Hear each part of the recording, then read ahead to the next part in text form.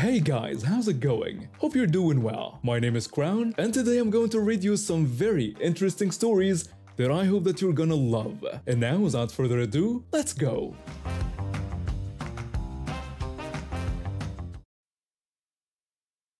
When I first moved to London a year ago, and after graduating with a finance degree, I landed a job at a prestigious bank in the city. It was a dream come true, but I quickly realized the cutthroat nature of the industry. Still, I worked hard and earned a reputation as a reliable team player. When the opportunity for a mission in Paris came up, I jumped at the chance. It wasn't just about career advancement, it was a chance to reconnect with old friends I hadn't seen in years. As luck would have it, my birthday fell during my stay in Paris, so I decided to organize a small gathering at a local restaurant. I was excited to see my childhood friend, a surgeon who works for Doctors Without Borders. He's 5 years older than me and has always been like a big brother. We share a bittersweet history. I dated his sister for a while before she tragically passed away from an overdose. Despite the pain, he appreciated how I had tried to help her, and our bond grew stronger because of it. The evening started well, but things took an unexpected turn when some of my colleagues from the bank overheard my plans and invited themselves along. I didn't want to be rude, so I reluctantly agreed. Little did I know this decision would lead to a series of awkward and infuriating events. At the restaurant, the conversation flowed, but I could sense a growing tension. My trader colleagues, clearly trying to impress, started bragging about their salaries and bonuses. Then they turned their attention to my surgeon friend. One of the traders asked my friend about his salary at the charity. My friend hesitated but answered honestly. The amount he mentioned was modest compared to the inflated figures the traders had been throwing around. The other trader expressed shock at how little my friend earned, boasting that he made that amount in just a month. They laughed, and I felt my blood begin to boil. My friend, however, remained calm and dignified. My friend explained that for him, it wasn't about the money, but rather the fulfillment he found in his work. The traders exchanged smug looks, clearly feeling superior. As the evening wore on, their behavior grew more obnoxious. When the bill arrived, I reached for it, but one of the traders snatched it away. The trader announced that I shouldn't pay on my birthday, claiming they would cover it. I thought they were being generous until I saw the total. It was astronomical, far beyond what I could afford on my salary. The traders made a show of patting their pockets and looking confused. They both claimed to have forgotten their wallets at the office, feigning embarrassment. They looked at me expectantly, and I felt a pit in my stomach. Before I could say anything, my surgeon friend smoothly intervened. My friend assured everyone that he would cover the bill. He handed over his card before I could protest. The traders didn't even bother to look ashamed. The next day at work, the traders cornered me in the break room. One of them asked if I felt bad about letting my poor doctor friend foot the bill. I told them I didn't. When they asked why not, I explained that my friend was actually incredibly wealthy, coming from one of the richest families in France. I added that he just doesn't flaunt his wealth. Their eyes widened, and I could practically see the gears turning in their greedy minds. One of them eagerly asked when our great pal would be coming back to visit, mentioning they had some amazing investment opportunities for him. I brushed them off, disgusted by their sudden change in attitude.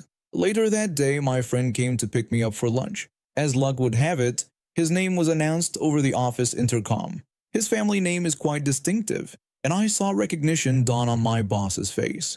Before I knew it, my boss was rushing over, introducing himself as the head of trading. He mentioned overhearing my friend's name and suggested discussing investment opportunities for his family's portfolio. My friend's expression cooled noticeably. He declined the offer, explaining that after witnessing how two of the boss's employees had attempted to take advantage of me, he had serious doubts about the firm's ethics. He added that he would be recommending to his father that they move their business elsewhere. The boss's face turned ashen. As we walked out, I could hear him berating the two traders. Their voices rose in protest, but it was too late. Sometimes karma works in deliciously satisfying ways. It was about 3 years ago when I met her at a charity gala. I'm a successful software engineer, and I'd recently sold my startup for a pretty hefty sum. I was feeling on top of the world and ready to settle down. She seemed perfect at first, beautiful, charming, and always knew just what to say. We hit it off immediately, and before I knew it, we were dating. Things moved fast, maybe too fast, looking back. Within 6 months, she had moved into my house and we were talking about marriage. I should have seen the red flags. She was always pushing for expensive gifts, luxurious vacations, and insisted on being involved in all my financial decisions. But I was blinded by what I thought was love. The wake-up call came when I overheard her on the phone with a friend. She was boasting about how she had me wrapped around her finger and how, once we were married, half of everything would be hers. She gleefully declared that she'd never have to work again. I was stunned. I confronted her immediately. I asked her if that was really how she saw our relationship, just as a meal ticket. She tried to deflect, accusing me of eavesdropping on her private conversations. When I pressed her to answer the question, she tried to justify herself, saying I couldn't blame her for wanting security and questioning why I couldn't share my wealth. I pointed out that I had been sharing plenty, but she was talking about taking, not sharing. She told me not to be dramatic and insisted that I loved her. I admitted that I thought I did, but now I wasn't so sure. I told her to leave. She refused, claiming she had rights to the house since she'd been living there. I had to get the police involved to remove her. That's when things really went off the rails. She started showing up at my workplace, harassing my colleagues, and she tried to hack into my bank accounts. She even attempted to sell some of my valuables she'd taken when she left. I had to get a restraining order. Just when I thought it was over, I got a call from my son's school. For context, I have a 7-year-old son from a previous relationship. He lives with me full-time. The school administrator informed me that there was a woman there claiming to be my son's aunt, trying to pick him up. My blood ran cold. I knew exactly who it was. I quickly told the administrator that this woman wasn't his aunt and not to let her take him. I assured them I was calling the police right away. I raced to the school, adrenaline pumping. When I arrived, the police were already there, and she was in handcuffs, screaming. She was yelling about deserving the money and claiming that my son was her ticket to getting what she was owed. I told her she wasn't owed anything and that she'd never come near my son again. The police officer then informed her that she was under arrest for attempted kidnapping and violation of a restraining order. I hugged my son tight, grateful that the school had called me first. She continued to shout threats, saying it wasn't over and that she'd sue me for everything I had. I calmly replied that she could try, but good luck doing that from prison. The aftermath was messy. She tried to press charges against me for assault, which never happened, and attempted to sue me for emotional distress. Thankfully, I had documented everything from the start, and her claims were quickly dismissed. She ended up serving time for the attempted kidnapping and multiple violations of the restraining order. Last I heard, she was trying to pull the same scam on some unsuspecting guy she met while on parole. My son and I are doing great, and now I'm just focused on being the best dad I can be and building a happy life for me and my son. My best friend and I have always been passionate about cooking. I'm working on my PhD in food science, and she is a professional chef. We bonded over our love of experimenting in the kitchen, especially when it comes to desserts. Over the years, we perfected our cheesecake recipe. It took countless trials and tweaks, but we finally created something truly special. A cheesecake with a perfect balance of rich flavor and light texture. We started selling our cheesecakes as a fun side gig, mostly to friends and at local markets. Word spread, and soon we had a handful of regular customers, including this coffee shop in town. At first, the owner seemed nice enough. She'd order 1 or 2 cheesecakes a week, then gradually increased to 4 or 5 as they became popular with her customers. Things were going well for a while. The extra income was nice, even if it wasn't life-changing. But then the owner started showing her true colors. She'd nitpick every little thing, clearly fishing for discounts or free products. When we had to raise our prices slightly due to increased ingredient costs, you'd think we'd committed a capital offense. One day, she sent us a photo of one of our cheesecakes, with all the jam toppings smeared to one side.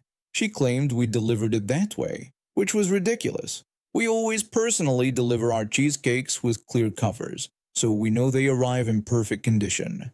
It was obvious someone at her shop had tipped it over, but she wanted a free replacement anyway. We refused, of course. Then came the hair incident. She messaged my friend, complaining about finding a hair in one of our cheesecakes and expressing her outrage. My friend, trying to be professional, apologized and thanked her for letting us know, promising to be more careful in the future. We were skeptical, given how obsessive we are about cleanliness in our workspace, but we wanted to keep things civil. Little did we know it was about to get much worse. The next time we made a delivery to her coffee shop, the atmosphere was tense. All the employees were giving us dirty looks and whispering. One of them warned us not to expect payment until their boss arrived.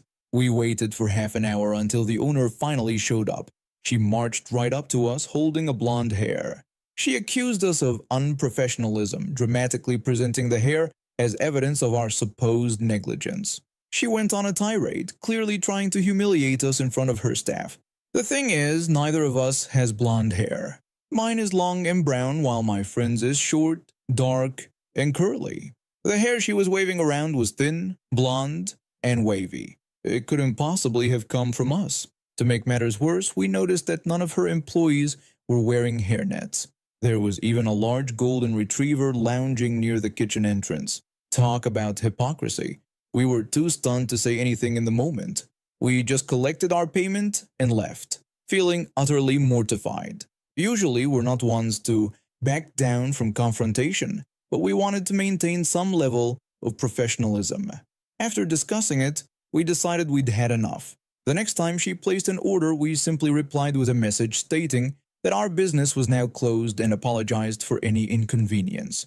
She insisted that we should have given her advanced notice. We left her message unread, but it didn't end there. A week later, we received a flood of messages from her.